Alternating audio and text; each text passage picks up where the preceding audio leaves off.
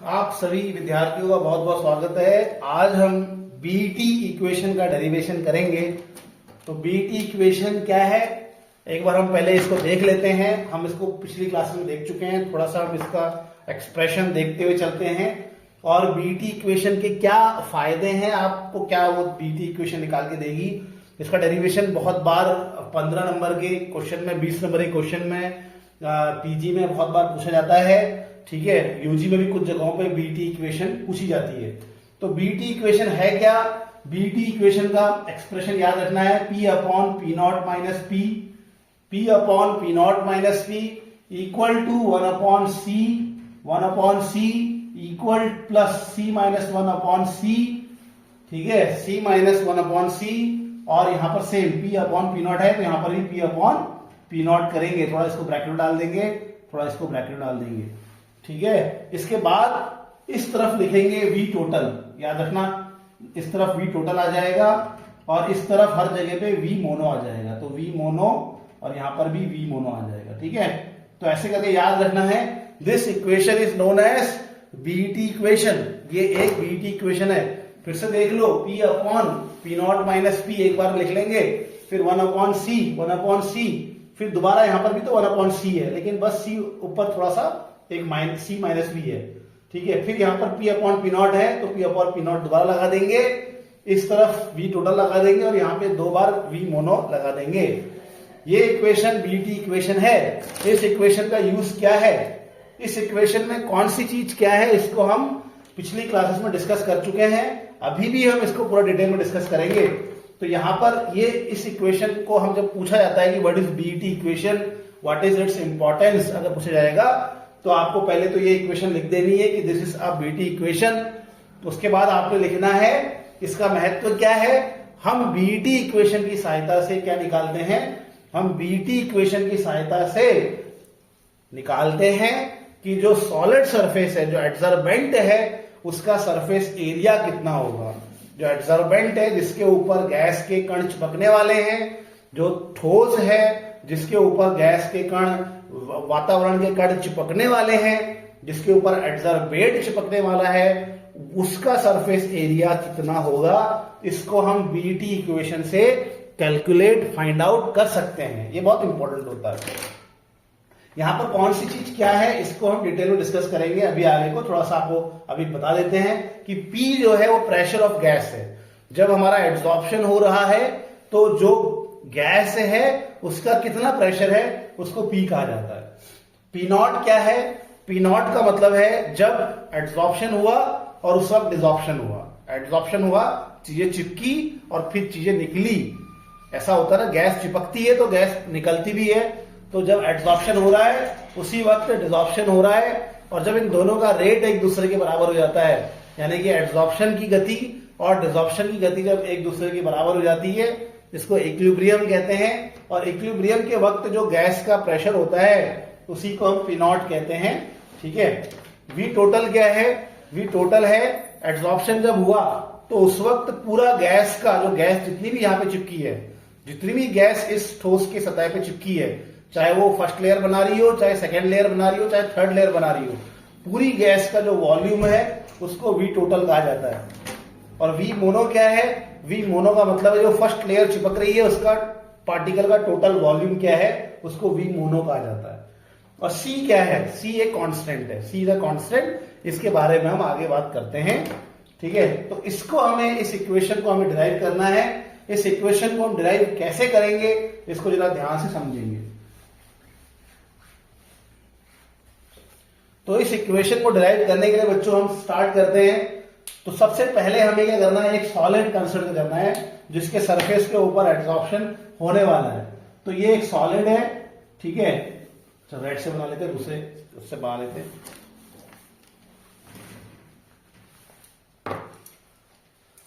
तो बच्चों ये यही बनाते हैं, दूर हो जा रहा है वहां पे, मुझे लगता है दिख रहा होगा आप लोगों को। तो ये एक सॉलिड है और इसके सरफेस के ऊपर एब्जॉर्प्शन होने वाला है। ये जिसके ऊपर एब्जॉर्प्शन होता है उसको हम कहते हैं एडजॉर्बेंट।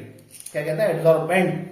तो ये हमारा सॉलिड सरफेस है, इसके ऊपर एब्जॉर्प्शन होने वाला है और ये इसकी साइड्स हैं 1 2 3 4 5 6 7, 8, 9, 10 मान लेते हैं कि इसके ऊपर जो है ये सॉलिड सरफेस है और इसमें 10 एक्टिव साइट्स है, ऐसा हम इमेजिनेशन कर रहे हैं। अभी एक्टिव साइट्स तो बहुत सारी होंगी। एक्टिव साइट्स या जिनको हम फ्री वैलेंसी कहते हैं, ये वो वैलेंसीज होती हैं, ये वो फ्री बॉन्ड्स होते हैं सॉलिड सरफेस के कणों के, जिसके ऊपर ही गैस का पार्टिकल क्या करेगा, अपने आप को चिपकाएगा। ठीक है, तो ये 10 है संख्या में, ऐसा मान रहे हैं। तो अब इसके ऊपर ये गैस के पार्टिकल चिपक रहे हैं, ये गैस का पार्टिकल आ गया, ये गैस का पार्टिकल आ गया, ऐसे करके गैस के पार्टिकल चिपक रहे हैं, ऐसा हम मान लेते हैं। ठीक है, तो टोटल कितनी साइड, कितने यहां पर, टोटल कितनी यहां पर वैलेंसी है, टोटल कितनी यहां पर कितने साइड्स हैं, कितनी जगहों पे एडसॉर्प्शन हो सकता है। तो टोटल यहां पे 10 वैलेंसीज हैं। टोटल कितनी वैलेंसीज हैं, टोटल 10 वैलेंसीज हैं, और इन 10 वैलेंसीज में मैक्सिमम एडसॉर्प्शन मान लेते हैं 9 जगहों पर क्या हो रहा है, एडसॉर्प्शन हो रहा है। तो 9 जगहों पे एडसॉर्प्शन हो रहा है, 9 साइट्स कवर्ड हो रही हैं। तो इसीलिए इस रेशियो को, ये जो रेशियो होता है कि टोटल कितनी वैलेंसीज है नीचे लिखना है और उनमें से कितनी वैलेंसीज पे एडसॉर्प्शन हो रहा है, इसी रेशियो को हम कहते हैं, इसी फ्रैक्शन को हम कहते हैं थीटा वी। तो थीटा वी का मतलब है कि टोटल साइट्स, टोटल जो साइट्स हैं, टोटल साइट्स में मैक्सिमम कहां कहां पर एडसॉर्प्शन हो सकता है, इसको हम क्या कह के चल रहे हैं, थीटा वी कह के चल रहे हैं।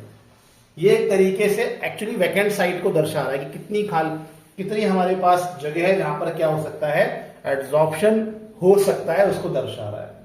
अब यहां पर इस सभी को काउंट करेगा, मतलब कहने का मतलब ये है कि चाहे एक एक पार्टिकल ही चिपक रहा हो, चाहे दो पार्टिकल ही चिपक रहा हो, चाहे 3 पार्टिकल चिपक रहा हो, तो टोटल साइट्स में कहां कहां पर एडसॉर्प्शन हो रहा है, चाहे 1 पार्टिकल चिपक रहा हो, एडसॉर्ब हो रहा हो, या उसके ऊपर 2 पार्टिकल हो रहे हो या 3 पार्टिकल, कोई फर्क नहीं पड़ता, कितनी साइट्स ऑक्यूपाइड हैं, वो हमारा जो है ये रेशियो थीटा वी कहलाता है। तो ये जरूर ध्यान रखना बच्चों, ठीक है। थीटा वी क्या होता है, टोटल साइट्स में कितनी साइट्स में एडसॉर्प्शन हो रहा है, फिर चाहे वो मोनोलेयर बन रही हो, चाहे बाय मॉलिक्यूलर लेयर बन रही हो, चाहे ट्राई मॉलिक्यूलर लेयर बन रही हो, उससे कोई फर्क नहीं पड़ता है, उसको रेशियो को हम थीटा वी कहते हैं। इसी हिसाब से अगर हम देखते हैं, मान लो भाई एक यहां पे ऐसा कर लेते हैं। अब ये दोबारा हम देखेंगे तो यहां पर टोटल कितनी साइट्स हैं, टोटल 10 साइट्स हैं। टोटल कितनी साइट्स हैं, 10 साइट्स हैं। और इन 10 साइट्स में, इन 10 साइट में हमारे पास, इन 10 साइट में हमारे पास कहां पर सिंगल मॉलिक्यूल आ रहा है, कहां पे मोनोलेयर बन रही है। तो सिंगल मॉलिक्यूल कितनी जगहों पे आ रहा है, 1 2 3 4 5 6 7 जगहों पे आ रहा है। तो ये जो रेशियो होता है, इसी को हम कहते हैं थीटा 1, इसी को हम कहते हैं थीटा 1। तो थीटा 1 क्या है, थीटा 1 और थीटा वी में क्या फर्क है। थीटा वी का मतलब है टोटल साइट्स में, थीटा वी का मतलब है टोटल साइट्स में कहां पे एडसॉर्प्शन हो रहा है, चाहे फिर वो एडसॉर्प्शन में मोनोलेयर बन रही हो, फिर चाहे वो एडसॉर्प्शन में बाय मॉलिक्यूलर लेयर बन रही हो, चाहे ट्राई मॉलिक्यूलर बन रही हो, सभी को काउंट करना है। उस रेशियो को थीटा वी कहते हैं। थीटा 1 क्या है, थीटा 1 है कि भाई टोटल साइट्स में कहां पे केवल सिंगल पार्टिकल एडसॉर्ब हो रहा है, उसको हमने थीटा 1 कहा है। तो एक बड़ी इंटरेस्टिंग बात हमें ध्यान रखनी है, वो ये है कि ये एक तरह के फ्रैक्शन है। थीटा वी एक फ्रैक्शन है और थीटा 1 भी एक फ्रैक्शन है। ऐसे ही आगे हम देखेंगे थीटा 2 भी एक फ्रैक्शन होगा। ये सब एक फ्रैक्शन है, ध्यान रखना, ठीक है। तो इसी चीज को तो मान लेते हैं कि भाई टोटल साइट्स हमारे पास हैं 10, और उसमें से कितनी साइट्स पे हमारा सिंगल पार्टिकल आ रहा है, 7 साइट्स पे आ रहा है, तो ये थीटा 1 हो गया। टोटल साइट्स 10 है और मैक्सिमम एडसॉर्प्शन 9 जगहों पे हो सकता है। यहां पर बाई 2 पार्टिकल चिपक रहे हैं, यहां पे 3 चिपक रहे हैं, तो ये हमारा थीटा वी हो गया। ऐसे आपने ध्यान रखना है। अब इसी चीज को हम, इसी बात को जो मैं आपको बता रहा हूं, अब इस फिनोमिना को कि भाई हमारे पास एक सॉलिड है और उस सॉलिड के सरफेस के ऊपर 7 पार्टिकल सिंगल चिपक रहे हैं। अब इसको मैं यहां पे आपको बताने वाला हूं। तो हम बात करेंगे कि हमारे पास सॉलिड है S और इसमें हमारे पास एक गैस है A, ये इस पे चिपक रही है और ये इस पे चिपक कर क्या बना रही है, ए एस बना रही है। तो ये हमारे पास ए है और ये हमारे पास एस है, इसके ऊपर दोनों के कॉम्बिनेशन से क्या बन रहा है, ए एस बन रहा है। ठीक है, अब इसकी जो मात्रा है, ये जो एस, अब हम इनकी मात्राओं की बात करेंगे। तो एएस कितना है, आखिर एएस कितना है इसको हम कैसे बताएंगे। तो एएस यानी कि ये जो ए और एस के कॉम्बिनेशन से ये जो बन रहा है, एड्सॉर्प्शन हो रहा है, ये एड्सॉर्प्शन कितना है इसको कैसे बताएंगे। इस एएस को बताने के लिए हम कौन सा टर्म यूज करेंगे, θ1 टर्म का प्रयोग। तो टोटल साइड्स हमारे पास 10 है और इन 10 साइड्स में हमारे पास 7 पॉइंट जगहों पे क्या चिपक रहा है, ए चिपक रहा है। तो इस एएस को, इसकी इस एड्सॉर्प्शन को बताने की, मात्रा को बताने के लिए हम कौन सा टर्म यूज करेंगे, θ1 यूज करेंगे। और ये एस को बताने के लिए क्या यूज करेंगे, एस का क्या मतलब है कि मैक्सिमम एड्सॉर्प्शन, एस मतलब सॉलिड के सरफेस को बता रहा है, सॉलिड के सरफेस में कहां पे एड्सॉर्प्शन हो सकता है उसको बता रहा है एस। ये सॉलिड के सरफेस को बता रहा है कि कहां पर मैक्सिमम एड्सॉर्प्शन हो सकता है, कितना मैक्सिमम एड्सॉर्प्शन हो सकता है। तो जो मैक्सिमम एड्सॉर्प्शन है वो क्या है, मैक्सिमम एड्सॉर्प्शन मतलब 10 साइड्स में से कितनी जगह पे एड्सॉर्प्शन हो सकता है, उसको ये एस दर्शा रहा है एक तरह से। तो मैक्सिमम एड्सॉर्प्शन 10 में से कितनी जगह पे एड्सॉर्प्शन हो पा रहा है, इसको हम कैसे दर्शाते हैं, इसको हम दर्शाते हैं θv से। इसको हम दर्शाते हैं किसे, θv से। ए की मात्रा को कैसे दर्शाएंगे, ए एक गैस है, गैस की जो मात्रा होती है इसको हम दर्शाते हैं प्रेशर से। गैस की जो मात्रा होती है, गैस की जो अमाउंट होती है, क्वांटिटी होती है, उसको हम दर्शाएंगे किससे, उसको दर्शाते हैं प्रेशर पी से, उसके अपने प्रेशर से दर्शाते हैं। तो एक बार दोबारा समझ लेंगे क्या बता रहा हूं आपको। मैं इसका डेरिवेशन कर रहा हूं बीटी इक्वेशन का, हम इसको उसमें करेंगे, 2-3 वीडियोस में इसको कंप्लीट करेंगे, थोड़ा डिटेल में समझेंगे, इजी डेरिवेशन है। तो हम एक सॉलिड कंसिडर कर रहे हैं, इस सॉलिड में हमारे 10 जगहों पे क्या है, एक एग्जांपल हम मान के चल रहे हैं कि 10 इसकी एक्टिव साइट्स हैं और 10 एक्टिव साइट्स में से 7 जगहों पर सिंगल पार्टिकल, एक पार्टिकल चिपक रहा है, ऐसा हम मान के चल रहे हैं। तो 10 में से 7 जगहों पे सिंगल पार्टिकल चिपक रहा है, इसका मतलब जब ए गैस आ रही है, एस पे चिपक रही है, तो कितनी जगहों पे एएस बन रहा है, कितनी मात्रा है एएस की, उसकी क्वांटिटी क्या है, उसकी क्वांटिटी को हम θ1 से दर्शाएंगे। 10 में से 7 में हमारा एएस हो गया। फिर एस क्या है, एस यानी कि एस यानी कि सॉलिड सरफेस में कितना मैक्सिमम एड्सॉर्प्शन हो सकता है, सॉलिड सरफेस में कितना मैक्सिमम एड्सॉर्प्शन हो सकता है, इसको मैं एस कह रहा हूं। और इसको कैसे दर्शाते हैं, 10 साइड्स थी, 10 में से 9 में हुआ ऐसा आपने मान लिया है। ठीक है, उसमें से 7 में मोनोलेयर बन रही है, बाकियों में मल्टीलेयर बन रही है। तो 10 में से 9 में हमारा क्या है, एड्सॉर्प्शन हो रहा है, तो वो θv हमारा एस को दर्शाएगा। ए क्या है, गैस है, इसकी क्वांटिटी को दर्शाने के लिए हम क्या यूज करते हैं बच्चों, पी यूज करते हैं।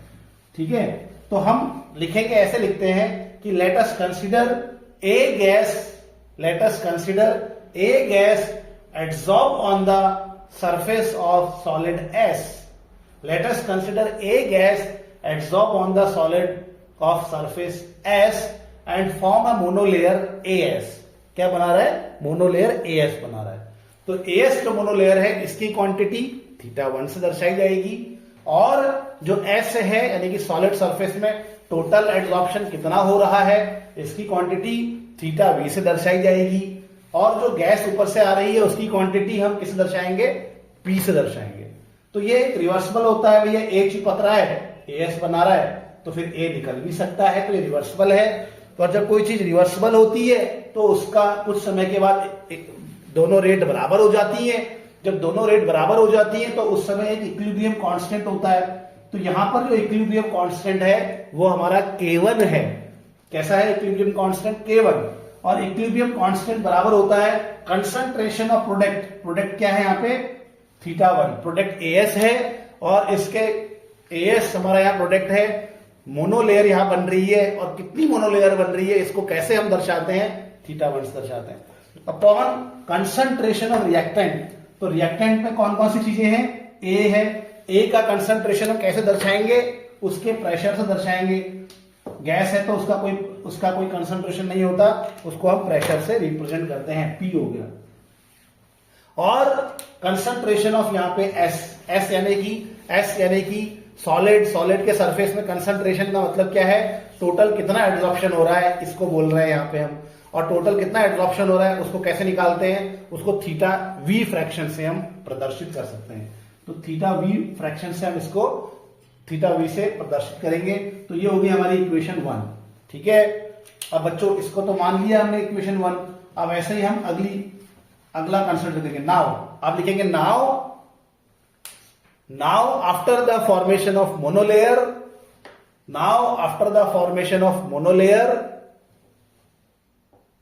second layer will be formed on monolayer. Second layer will be formed on the monolayer.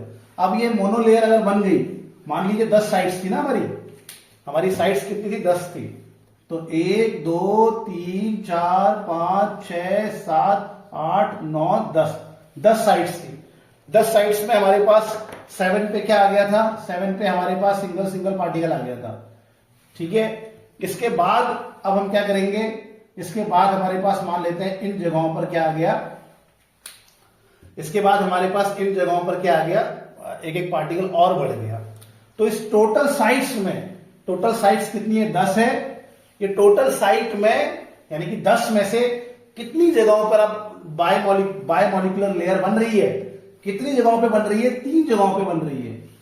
ठीक है, तो जब बायोमोलिकुलर लेयर का फॉर्मेशन हुआ तो टोटल 10 साइट्स में से कितनी जगहों पे बायोमोलिकुलर लेयर बनी, तो बच्चों टोटल कितनी जगहों बनी, 3 जगहों पर बनी। तो ये 3/10 का रेशियो जो है वो θ2 को रिप्रेजेंट करेगा। मतलब कितनी जगह पे टोटल सरफेस में कितनी जगहों पे बायोमोलिकुलर लेयर बन रही है, कितनी वैलेंसीज पे बायोमोलिकुलर लेयर बन रही है, इसको हम θ2 कहते हैं। ठीक है, अब हम इसी पूरे एड्सॉर्प्शन को हम क्या करेंगे, इक्वेशन से रिप्रेजेंट करेंगे। तो इक्वेशन क्या होगी हमारी, भैया हमारी बाय लेयर मोनोलेयर तो बन गई AS, इसके ऊपर और A आ गया, ये A आ गया और उसने क्या कर दिया, उसने एक बायोमोलिकुलर लेयर बना दी यानी कि A2S बना दी। अब इनके कंसंट्रेशन को कैसे बताएंगे, इनकी मात्राओं को कैसे बताएंगे, इसकी मात्रा को कहां पर बायोमोलिकुलर लेयर बनी उसको बताने के लिए हम कौन सा टर्म यूज करेंगे, θ1 टर्म यूज करेंगे। और कहां पर मोनोलेयर थी उसको बताने के लिए कौन से टर्म को यूज करेंगे, पिछले लाइन में बता रखा है θ1 को यूज करेंगे। और जो गैस होता है उसकी क्वांटिटी को बताने के लिए कौन सा टर्म यूज करते हैं, उसकी क्वांटिटी को बताने के लिए हम P टर्म का प्रयोग, उसके प्रेशर का प्रयोग करते हैं। अब ये भी एक रिवर्सिबल रिएक्शन होगी, भैया एड्सॉर्ब हुआ है तो निकलेगा भी, एड्सॉर्ब हुआ है तो निकलेगा भी। तो ये एक रिवर्सिबल रिएक्शन है और कुछ समय के बाद ये इक्विलिब्रियम में आ जाएगी और इसका इक्विलिब्रियम कांस्टेंट होगा K2 और ये बराबर हो जाएगा कंसंट्रेशन ऑफ प्रोडक्ट। जब भी हम इक्विलिब्रियम कांस्टेंट लिखते हैं तो हमेशा प्रोडक्ट का कंसंट्रेशन ऊपर लिखते हैं और रिएक्टेंट का कंसंट्रेशन हम नीचे लिखते हैं। तो यहां पर प्रोडक्ट क्या है, प्रोडक्ट का कंसंट्रेशन यानी कि उसकी जो मात्रा है उसको हम θ2 से बताएंगे कि कितनी जगहों पे मोनोलेयर बनी, कितनी जगहों पे मोनोलेयर का हो रहा है, उसका फॉर्मेशन हो रहा है, इसको हम θ2 से बताएंगे। और कंसंट्रेशन ऑफ रिएक्टेंट में क्या क्या है, आपका A है, A का कंसंट्रेशन नहीं बता पाते, उसका प्रेशर बताते हैं, तो P उसका पार्शियल प्रेशर हो गया। और AS कंसंट्रेशन ऑफ AS यानी कि मोनोलेयर कहां पे बन रही है उसका कंसंट्रेशन कैसे बताएंगे, θ1 से बताएंगे। ये इक्वेशन 2 हो जाएगी। अब आप समझ गए ना बच्चों, तो इक्वेशन 1 क्या थी, इक्वेशन 1 थी θ1/P θ2। ये बच्चों इक्वेशन 1 थी, K1 ऐसे निकल रहा था। फिर जब बायोमोलिकुलर लेयर बनी, तो ये तो मोनोलेयर के लिए K1 था, तो जब बायोमोलिकुलर लेयर बनी K2 दिख रहा होगा आप लोगों को, उम्मीद है। ठीक है, तो जब बायोमोलिकुलर लेयर बनी यानी कि जब आपका, फिर तो इक्विलिब्रियम कांस्टेंट K2 था, ये बराबर है θ2/P/θ1। ठीक है, ऐसे ही आप समझ रहे होंगे, सॉरी यहां पे मिस्टेक हो गई, यहां पे θB था। ठीक है, ऐसे ही आप क्या करेंगे, थर्ड लेयर के लिए भी सेम ऐसी इक्वेशन बनाएंगे।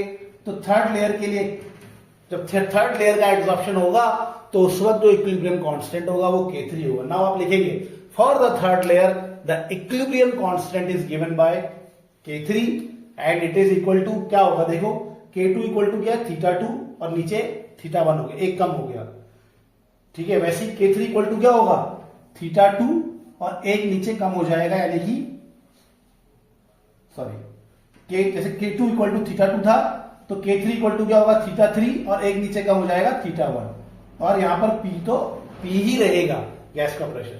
ऐसे अगर आप K4 के लिखेंगे, आप लिखेंगे फॉर द फोर्थ लेयर, अब नेक्स्ट लाइन से लिखेंगे for the fourth layer equilibrium constant K4 is given by, तो K4 इक्वल टू क्या होगा, θ4 अपॉन P θ3। तो इस तरह से जो मोनो लेयर है तो मोनो लेयर के लिए क्या आ रहा है, θ1 अपॉन P θV, और जब एक और लेयर आ रही है उसके ऊपर तो उस वक्त इक्विलिब्रियम कांस्टेंट क्या आ रहा है, θ2 अपॉन P θ1। ऐसे ही K3 क्या आ जाएगा, θ3 P θ2, समझ रहे होंगे आप लोग। इस तरह से हम क्या करेंगे, हर लेयर जब बन रही है तो उस लेयर के बनते वक्त जब एब्जॉर्प्शन हो रहा है, डिसॉर्प्शन हो रहा है, तो वहां पे एक इक्विलिब्रियम आ जाता है। इक्विलिब्रियम कांस्टेंट जो है, हर लेयर का जो इक्विलिब्रियम कांस्टेंट है, उस इक्विलिब्रियम कांस्टेंट को हम क्या करेंगे, कैसे फाइंड आउट करेंगे थीटास के टर्म में, वो आपने सबसे पहले बच्चों लिखना है, ठीक है। तो ये लिख लीजिए। अब हम थोड़ा सा इसको आगे बढ़ाते हैं। अब क्या करना है, देखो अब हमें इन के को निकालना है। एक्चुअली अब हमें थीटास को निकालना है, जो थीटा है थीटा को फाइंड आउट करना है। थीटा को फाइंड आउट करने के बाद फिर हम डेरिवेशंस को आगे बढ़ाते हैं, इस डेरिवेशन को आगे बढ़ाएंगे। अब क्या करेंगे, अब हम क्या करते हैं, तो मुझे उम्मीद है कि आप लोगों को समझ में आ रहा होगा। लेयर 1 बनी, ठीक है, तो उसमें हमने इक्विलिब्रियम कांस्टेंट निकाला, फिर लेयर 2 बनी, उसका इक्विलिब्रियम कांस्टेंट निकाला, फिर लेयर 3 बनी, उसका इक्विलिब्रियम कांस्टेंट निकाला।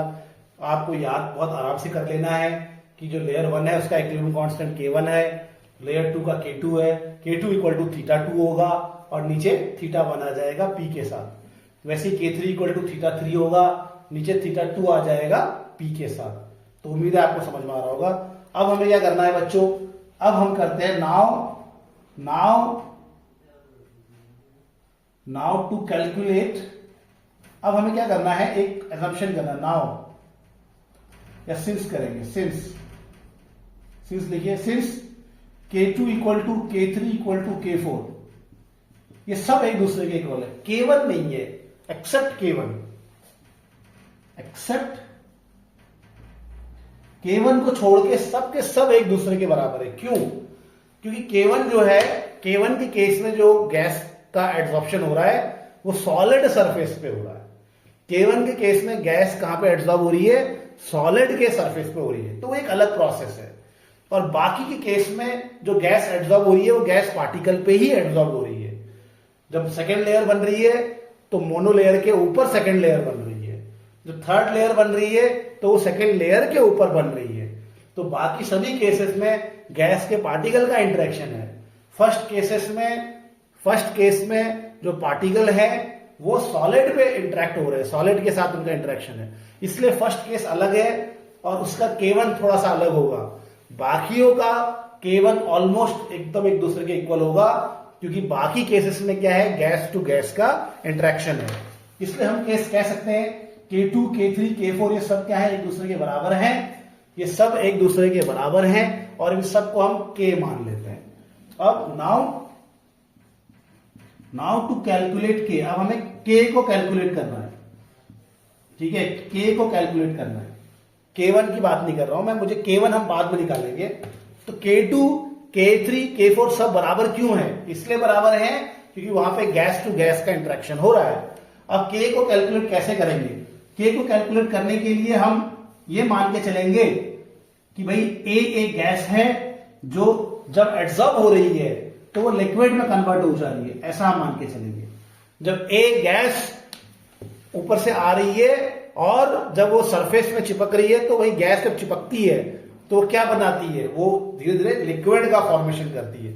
तो A एक गैस है जो किसमें कन्वर्ट हो रही है, एड्सॉर्प्शन होने के बाद लिक्विड में कन्वर्ट हो रही है। तो यहां पे लिख लेंगे आप कि A gas on adsorption change into A liquid, A gas on adsorption change into a liquid, ऐसा मान के चलेंगे। एंड क्योंकि गैस एड्सॉर्ब हुई, ए लिक्विड में बदली, ए लिक्विड दोबारा गैस में बदला, तो ये इक्विलिब्रियम इनके बीच में आएगा। अभी मैं यहाँ पे बाय लेयर ट्राई लेयर की बात नहीं कर रहा हूं, मैं एक कॉमन बात कर रहा हूं। ये एक कॉमन चीज है, ये किसी के लिए भी होगा। मोनोलेयर के लिए नहीं मान रहे हैं हम ऐसा, क्योंकि वहां पे के अलग होता है। ऊपर की लेयर्स के लिए मान रहे हैं कि ऊपर ये हो रहा होगा, वैसे मोनोलेयर के लिए भी हो रहा है, लेकिन उसका के अलग है, इसलिए उसको यहां से नहीं निकाल रहे हैं हम एक कॉमन बात ये मान के चल रहे हैं कि जब एड्सॉर्प्शन हो रहा है तो गैस किस में बदल रही है, तरल में, फिर वो तरल दोबारा गैस में बदल रहा है। ये एक इक्विलिब्रियम यहां पे इनके बीच में आया हुआ है, और ये इक्विलिब्रियम को हम, इसका इक्विलिब्रियम कांस्टेंट होता है के। तो आप लिखेंगे, नाउ टू कैलकुलेट के आप लिखेंगे कि a gas, a on adsorption change into a liquid, ऐसा लिखेंगे। फिर लिखेंगे एट इक्विलिब्रियम, यहां पे लिखेंगे एट इक्विलिब्रियम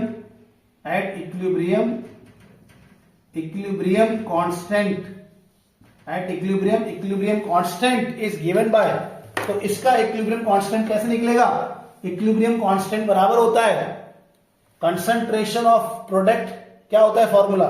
इक्विलिब्रियम कांस्टेंट का फॉर्मूला होता है concentration of product upon concentration of reactant. तो यहां पर लिक्विड जब भी होता है या सॉलिड जब भी होता है तो उसका कोई कंसंट्रेशन नहीं होता, उसके कंसंट्रेशन को 1 माना जाता है, इसलिए इसका कंसंट्रेशन क्या हो गया? 1 माना जाता है।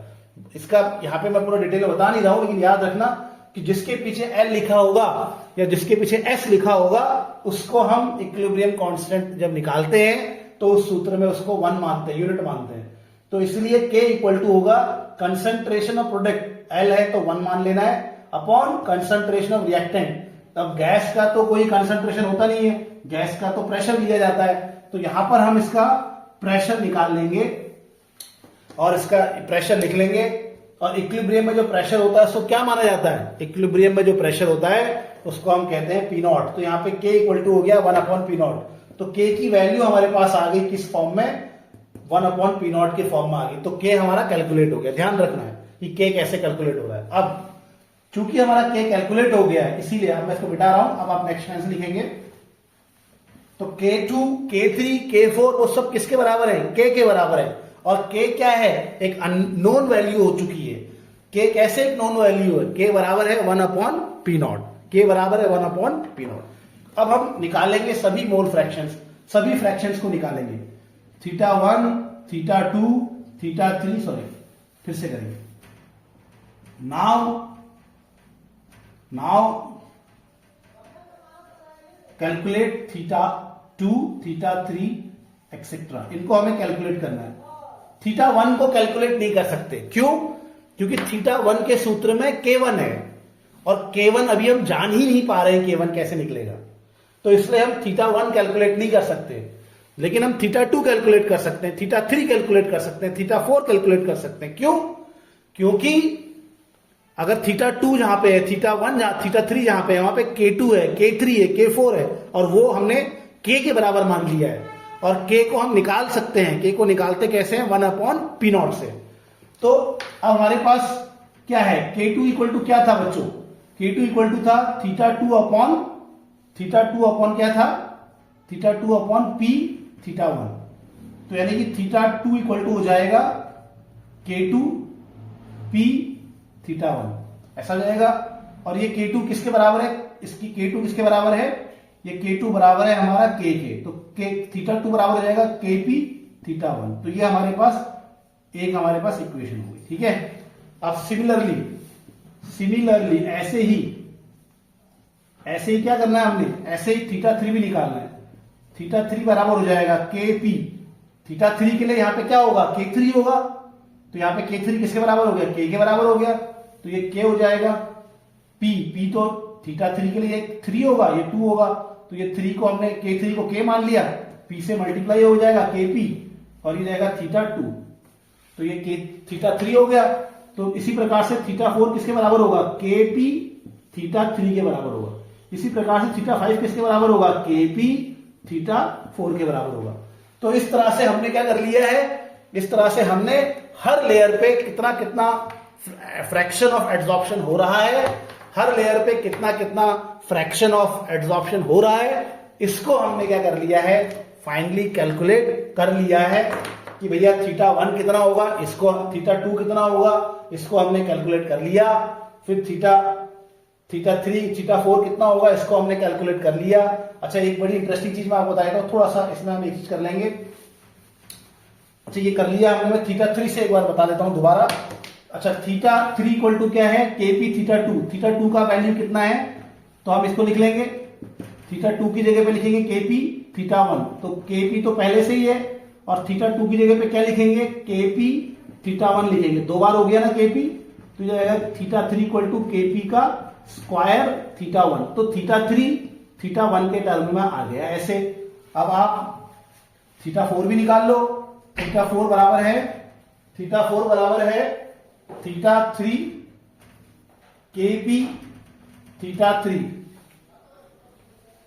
थीटा 4 बराबर है केपी थीटा 3, तो थीटा 4 बराबर हो जाएगा केपी थीटा 3 क्या है, थीटा 3 है केपी का स्क्वायर थीटा 1। तो केपी 2 बार हो गए, तो थीटा 4 बराबर क्या जाएगा, केपी क्यूब थीटा 1। तो ऐसे ही करके अब आप देखेंगे, अगर हमारे पास थीटा आई होगा तो थीटा आई को कैसे लिखोगे, केपी, यहां पे 4 है तो यहां पे 1 कम है ना, यहां पे 3 है तो यहां पे 2 है, 1 कम है, ठीक है, तो यहां पे 2 है तो यहां पे 1 कम है। तो के आई थीटा आई इक्वल टू क्या जाएगा, आई माइनस 1 और थीटा 1। तो हमने ये देख लिया कि हर फ्रैक्शन, हर लेयर पे कितना एड्सॉर्प्शन हो रहा है, उसका फ्रैक्शन हमने थीटा 1 के टर्म में निकाल लिया है। ऐसा करना है आपने, स्टार्टिंग वाला मिटा देना। तो थीटा 2 को थीटा 1 के टर्म में देख लिया, थीटा 3 को भी निकाल लिया हमने थीटा 1 के टर्म में, थीटा 4 को भी निकाल लिया, और जो थीटा आई है उसको भी हमने थीटा 1 के टर्म में निकाल लिया। तो अभी तक हम फ्रैक्शन निकाल चुके हैं हर लेयर पे। आगे हम इसको कैसे करेंगे अगली वीडियो में देखेंगे। शॉर्ट बनाने की कोशिश करते हैं ताकि चीजें जल्दी समझ में आ जाए। अगर नहीं आएगा तो आप मेरे से कमेंट में पूछ सकते हैं। Thank you very much.